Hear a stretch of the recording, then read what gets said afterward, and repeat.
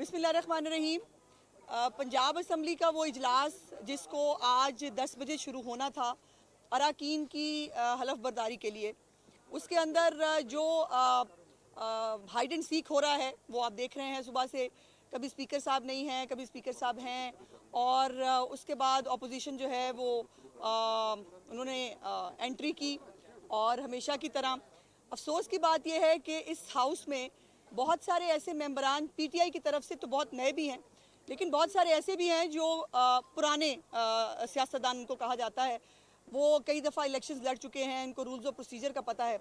और अफसोस की बात यह है कि हमारे जो out going speaker Punjab assembly हैं सब्तैन खान साहब, आपको उनका इलेक्शन याद होगा वो कैसे हुआ था, जिसमें सीक्रेट बैलेट की बजाय जो है उसकी धज्जियाँ उड़ाई गई थी और सीरियल नंबर लगाकर ये इलेक्शन जो है वो मैनेज किया गया था। स्पीकर साहब जो है वो आज मुझे तो ऐसे लगा कि जैसे अपोजिशन ने उनको जो है वो हॉस्टाइल एक रवैया उनको पढ़ा के शायद भेजा गया है, और वो बहुत ही बेचारे हॉस्टेज टाइप की उनकी सूरत हाल थी। बाकायदा जो रूल्स ऑफ प्रोसीजर हैं, राना आफ्ताब साहब जो उनके मैं उनके साथ काम कर चुकी हूँ, पुराने सियासतदान हैं, उन्होंने रूल्स ऑफ प्रोसीजर बड़ी अच्छी तरह पढ़े हुए हैं, और उनको तमाम तर पंजाब असम्बली में इस वक्त जो कार्रवाई हुई है वो इलीगल हुई है।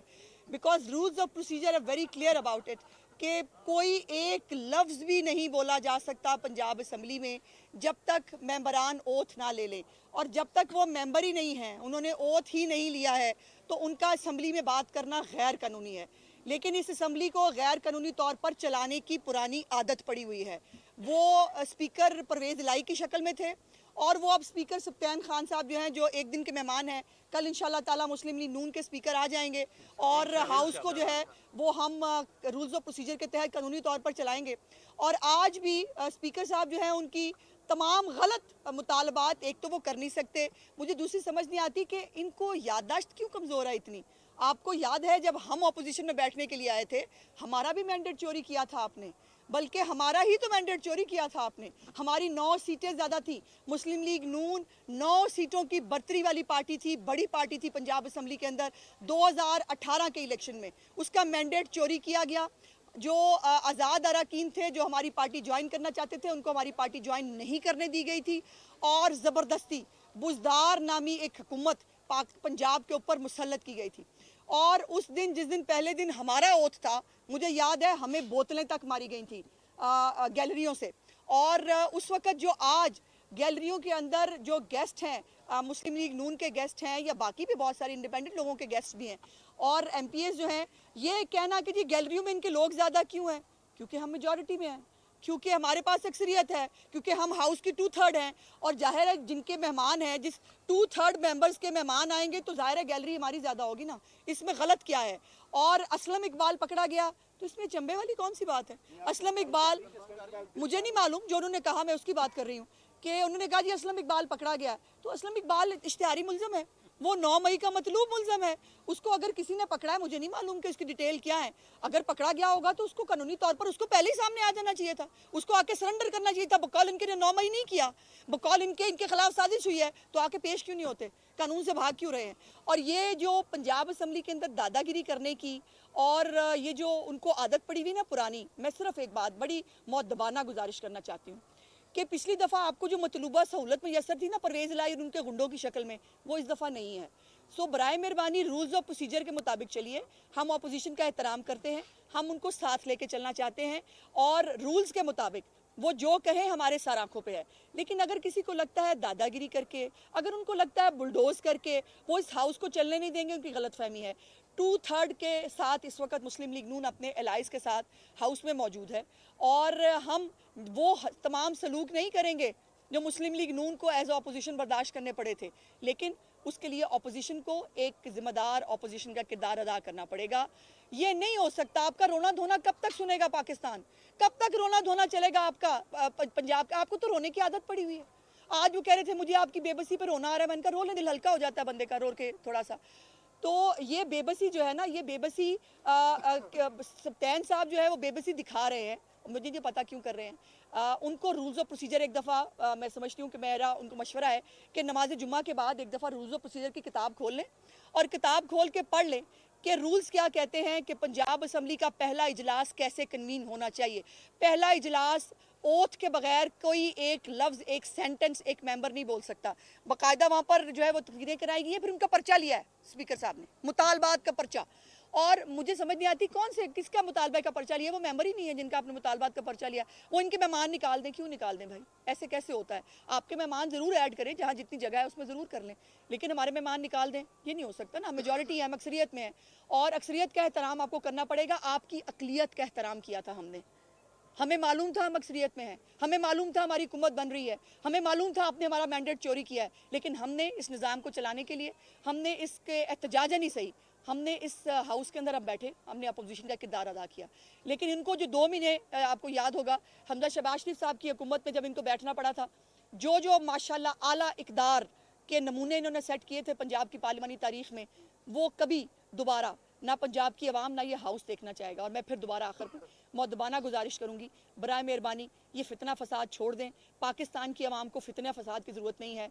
पंजाब के आवाम अपने मसाइल का हल चाहते हैं, जो इंशाअल्लाह ताला मरियम नवाज शरीफ साहिबा की सरबराही में जो पंजाब हुकूमत एक बड़े मैंडेट, एक वाज़िया मैंडेट के साथ बनने जा रही है, उस हुकूमत के ज़रिए जो एक डेवलपमेंट के हवाले से एक नए ट्रेडमार्क सेट करेगी, जो एक इंफ्रास्ट्रक्चर के हवाले से, जो एक गवर्नेंस के हवाले से, जो एक प्रोग्रेसिव पंजाब का एक जो चेहरा है, वो इंशाअल्लाह ताला आपको देखने को मिलेगा। और हमें वो पंजाब का वो चेहरा पाकिस्तान को, पंजाब की आवाम को दिखाना है। ये तमाशा, मैं रो रहा हूँ, मुझे पकड़ के ले गए, ना करते ऐसे काम कि आपको पकड़ के ले जाता अगर कोई ले गया है तो। और रूल्स के तहत सबसे पहले अब नमाज जुम्मा के बाद स्पीकर पंजाब असम्बली जो इस वक्त हैं, जो जाने वाले हैं कल, वो रूल्स ऑफ प्रोसीजर की किताब पढ़ लें और देख लें कि उनको हाउस कैसे चलाना है, क्योंकि उनको याद नहीं है कि उनको हाउस कैसे चलाना है।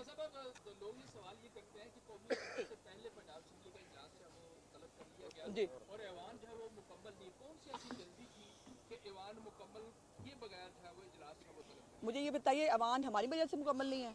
अगर इन्होंने लिस्टें टाइम पे जमा नहीं कराई, अगर सुन्नी इत्तेहाद काउंसिल में फैसला आपने इलेक्शन की जो है वो होने के 15 दिन बाद किया है, तो उसमें हमारा कसूर है। आप लिस्ट कल जमा करा रहे हैं जब गोशवारे तक जमा हो गए हैं, जब स्क्रूटनी हो चुकी है, जब सारा प्रोसीजर पूरा हो गया है। क्या उस वक्त ये शेड्यूल को, इलेक्शन शेड्यूल को फॉलो करना मेरी जिम्मेदारी नहीं है? वो जो पॉलिटिकल पार्टीज हिस्सा लेती हैं इलेक्शन के अंदर, वो उनकी जिम्मेदारी है। और अगर आप इतने नालायक हैं कि आप अपनी जिम्मेदारी पूरी नहीं कर सकते, तो उसमें मुझसे सवाल नहीं पूछ सकते। दूसरी बात यह है कि इलेक्शन कमीशन ने उसका शायद नोटिस लिया हुआ है, उन्होंने वो जो है अभी तक उन्होंने किसी को एलोकेट नहीं की, उसके ऊपर उन्होंने फैसला करना है। अब 20 दिन फैसला नहीं होगा तो क्या 20 दिन जो है वो हाउस नहीं होगा? ऐसा नहीं होता। ये उनकी जो है वो कम अकली, उनकी नाहली की वजह से उनको रिजर्व सीट्स अगर नहीं मिल रही, तो ये उनका मसला है। बल्ले का निशान अगर इलेक्शन ढंग से करा लेते और चोरी वहाँ पे भी ना करते, जो उनको आदत है हमेशा से, तो ये ना होता। नहीं, कोई ज़रूरी नहीं है जी, ऐसा कोई कानूनी तौर पर ऐसी कोई कदगन मौजूद नहीं है। किसी भी असम्बली का इजलास किसी भी वक्त बुलाया जा सकता है, और कल मेरा ख्याल है गालबन सिंध असम्बली का इजलास भी बुला लिया गया है जी, और कौमी असम्बली का इजलास भी 1-2 दिन के अंदर बुलाया जा रहा है। कैसे नहीं लेंगे?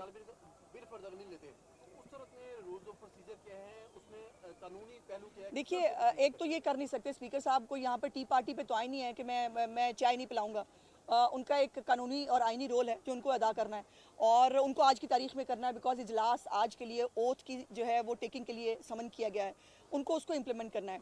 और अगर वो नहीं बैठना चाहते, वो रिफ्यूज़ खुद कर दें, तो फिर गवर्नर साहब के पास ये ऑप्शन मौजूद होती है कि वो किसी को भी नॉमिनेट कर देते हैं कि वो जो है वो ओथ ले सकते हैं मेंबर्स का। लेकिन मैं चाहती हूँ कि स्पीकर साहब चले आए गलत तरीके से थे, जाएं कम से कम इज्जत और एहतराम के साथ। इजाजत देते हैं कि अगर उनको रिजर्व सीट्स नहीं मिली हैं तो उनकी अदम मौजूदगी में जो अगला प्रोसेस है स्पीकर का या डेप्यूटी का जो इलेक्शन है उसको कंडक्ट किया जाएगा। ऐसे देखिए, प्रॉब्लम ये है कि ये पहला वाकया है पाकिस्तान की पार्लिमानी तारीख में, इससे पहले इसकी कोई प्रेसिडेंट मौजूद नहीं है। और फिर मैंने कहा कि अगर आपने इलेक्शन, इन्होंने बल्ले के लिए इलेक्शन नहीं फेयर करा सके, उसमें नून लीग का कसूर नहीं है। अगर आप अपनी लिस्टें टाइम से जमा नहीं करा सके, ये हमारा कसूर नहीं है। अगर आपको पता ही नहीं है कि आपने कौन सी, कभी मैं इस जमात में जा रहे हैं, हम शामिल हो रहे हैं, कभी उस जमात में शामिल हो रहे हैं, और आपके जो है वो आपको खुद अगर अपनी स्ट्रेटजी पता नहीं है, तो हम पूरा पाकिस्तान हॉस्टेज नहीं हो सकता एक पॉलिटिकल पार्टी की रजा और मंशा के ऊपर। इस पाकिस्तान के पॉलिटिकल और पार्लिमानी निज़ाम को चलना है, और वो अपने रूल्स के मुताबिक, कानून के मुताबिक चलना है, किसी की मर्जी और मंशा से नहीं चलेगा। ये बताइएगा कि इस वक्त पार्लियामेंट में नून लीग और उनके इत्तेहादी जो जमातें हैं, उनकी कुल तादाद क्या है, फिगर क्या है, मूल्य के कितने लोग इसके लिए सस्पेंस है। कल जब स्पीकर और डिप्टी स्पीकर के वोट निकलेंगे तो आपको बता देंगे। अब हर चीज़ आज तो नहीं ना बतानी, लेकिन इतना मैं बता चुकी हूँ कि हम 2/3 मेजॉरिटी ले रहे हैं। उसमें साहब ये बता दीजिएगा कि जो पाकिस्तान मुस्लिम लीग के स्पीकर और डिप्टी स्पीकर के लिए उम्मीदवार हैं वो कौन से अभी करेंगे अनाउंस, मुस्लिम नाम इसमें चल रहे थे। अभी अनाउंस करेंगे जी, इसको फॉर्मली पार्टी इंशाल्लाह ताला अनाउंस करेगी। ये बताएंगे ये अगर इसी तरह ये अफरा तफरी हाउस में रही तो स्पीकर से मुतालबा करते हैं सार्जिन को अपना अख्तियार इस्तेमाल करने का कि वो जोर बाजू जो है उसको बाहर निकलवाएं। मुझे तो स्पीकर साहब बेचारे इस वक्त लग रहा है कि उनको काफ़ी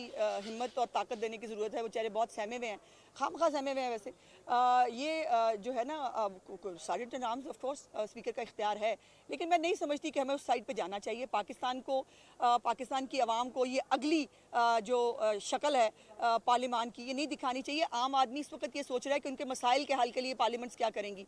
आम आदमी अपने मसाइल के लिए, गुर्बत के लिए, महंगाई के लिए, इन इकदामात के लिए वो जो है वो इन हाउसेस की तरफ देखता है। इन हाउसेस को जो है वो इसलिए इलेक्ट करके भेजा जाता है। लेकिन चूंकि हमारे पॉलिटिकल सिस्टम के अंदर एक फितना फसाद पार्टी का एंट्री हो चुकी है, तो जब तक ये हैं ये फसाद डालेंगे, हम हत्तुल इम्कान कोशिश करेंगे इनको प्यार मोहब्बत से। आज भी आपने देखा उनका बहुत प्रोग्राम था फसाद करने का, उनको प्यार मोहब्बत से हमने समझाने की, साथ लेके चलने की कोशिश की, आइंदा भी करेंगे। लेकिन उसके लिए इनके खुद के रवैये भी दुरुस्त होने बहुत ज़रूरी है। पंजाब में वज़ीर इत्तलात साहब को भी कि मरियम औरंगी के जी मुझे नहीं मालूम अभी। बहुत शुक्रिया।